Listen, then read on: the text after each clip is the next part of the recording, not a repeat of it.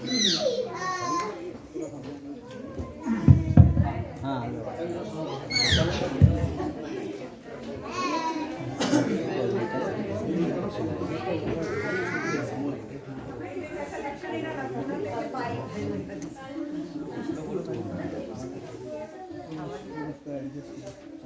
येतच असेल, माइक अपने हाथ में तो आवाज आएगी। एनीवे,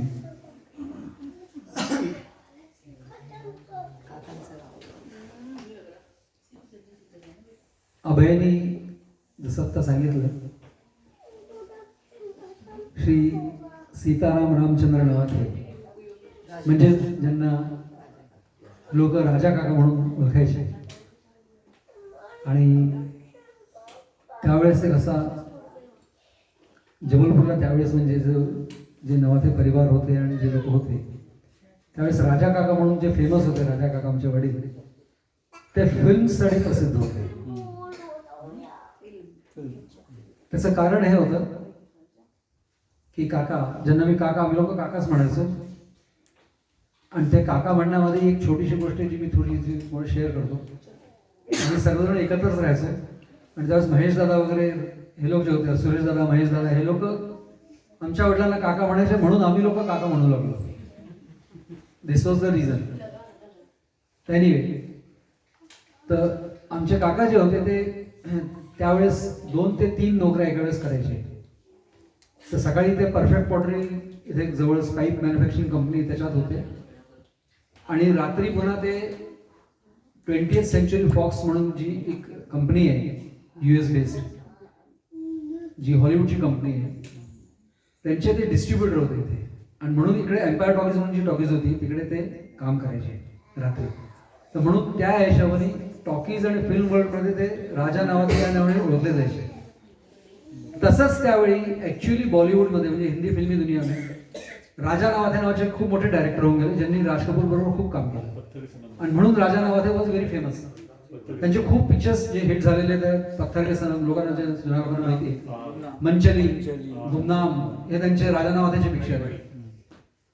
त्यामुळे बऱ्याच लोक आम्हाला म्हणायचे की राजा नवाथे आपके कौन है, तो हम ये कहते हैं हमारे तो फायदा नाही. एनिवे,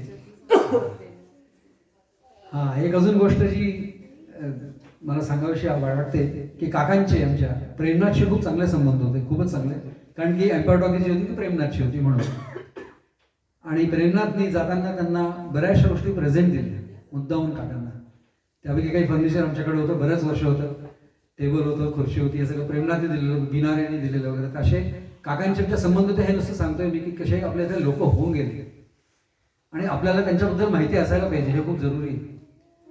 नवाथे फॅमिली ही खूप मोठी आणि खूप चांगली फॅमिली आहे, आणि त्याकरताच ती ओळखली जाते. त्याचं एक खूप मोठं अजून एक सांगतो तुम्हाला की आपल्या इथे जीजी म्हणजे आमच्या आजी, म्हणजे रुक्मिणी आता तुम्ही, त्यांना पॅरालिसिसचा अटॅक होऊन त्या 16 वर्ष अंथरुणावर होत्या, 16 वर्ष. आणि इथे जेवढे जुने नवाथे लोक बसले त्यांना सर्वांना माहिती आहे की नवाथे लोकांनी म्हणजे त्यांच्या मुलांनी म्हणजे आमच्या काकांनी आपल्या आईची कशी सेवा केली आहे. तर त्या काळी जबलपुरातले लोक उदाहरण द्यायचे लोकांना की यार यदि माँ की सेवा करनी है तो नवाथे जी क्या जाओ. ऐसी सेवा हमने देखी है आमच्या काकांकडनं, सगळ्या आमच्या वडिलांकडनं, काकांकडनं, की जिजींच्या बस मुखातनं निघायची गोष्ट असायची आणि ती गोष्ट पूर्ण व्हायची. तुम्हाला एक उदाहरण सांगतो की बल्लम काका जे आता अमेरिकेत आहेत सध्या, ते त्यावेळेस नायजेरियात होते, आणि नायजेरियातून कधी कधी यायचे आमच्या इथे. ते आल्याबरोबर जीजी त्यांना एक फरमाईश करायची की मला जी आता चांगला सगळ्यात लेटेस्ट पिक्चर होता दाखवा, आणि त्या याच्यात बल्लम काका सगळ्यांना घेऊन जायचे. आम्ही खूप पिक्चर असे बघितले बल्लम काकांबरोबर आमच्या. श्रीकृष्ण टॉकीज मध्ये उपकार हमने देखी, या बावर्ची देखी हमने, और वो जीजी को लेके जाते थे. कितनी बड़ी बात है आज की डेट में, सोचो. जेव्हा की त्या पॅरालिसिस नाटक होतं त्यांना उठता सुद्धा येत नव्हतं, वो स्पेशल सब करते थे लेकिन लेके जाते थे.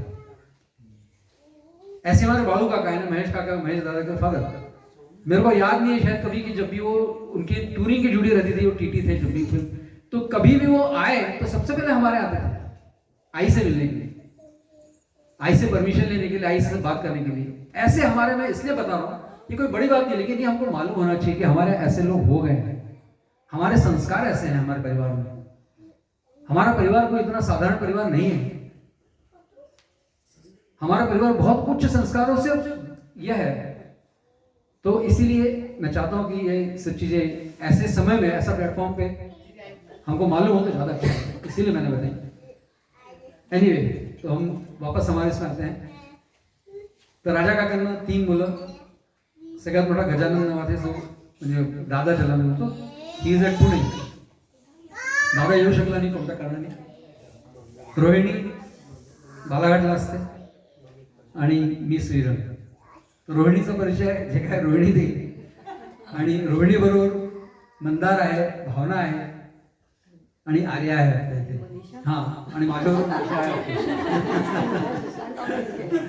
आणि माझा मुलगा शशांक, तो कॅलिफोर्नियामध्ये आहे, तसा सॅन होजेला आहे. त्यांनी सॉफ्टवेअर इंजिनिअरिंगमध्ये MS केलं तिकडे आणि तिथे सतत नोकरी करतो होता.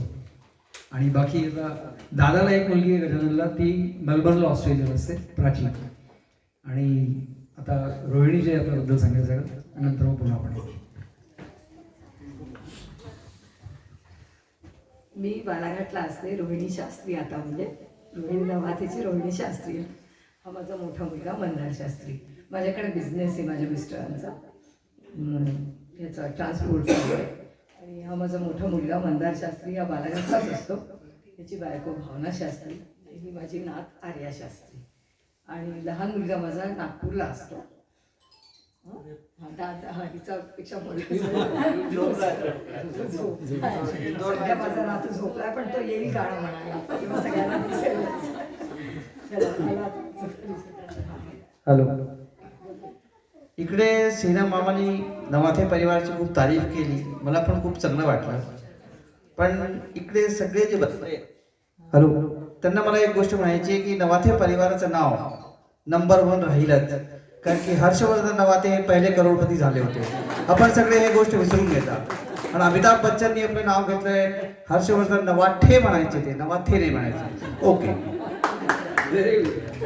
अमिताभ बच्चनने नाव दिलं, क्या big hands to Harshvardhan Navathe.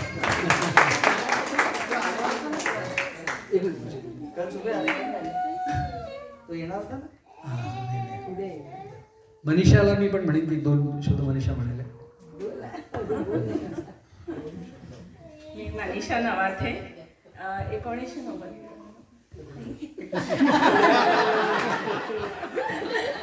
1990 मध्ये लग्न झालं आणि इंदोरला आलो. सॉरी, जबलपूरला, बडोद्याहून जबलपूरला आलो.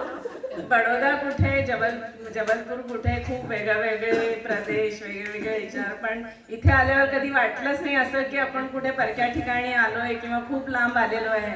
कारण जबलपूरच्या मला जितके पण ज्यांच्याकडे आम्ही गेलो, सगळे आपल्या नवाथे परिवारांकडे, मला कधी असं वाटलंच नाही की आपण कुठे परक्या कुठे नवीन ठिकाणी आलोय. खूपच चांगलं वाटतं आणि सगळं असं वाटतं की खूप वर्षांपासून सगळे इथे ओळखतात. ही मला एक खूप मोठी खासियत नवाथे परिवाराची वाटते, हे मी सांगते.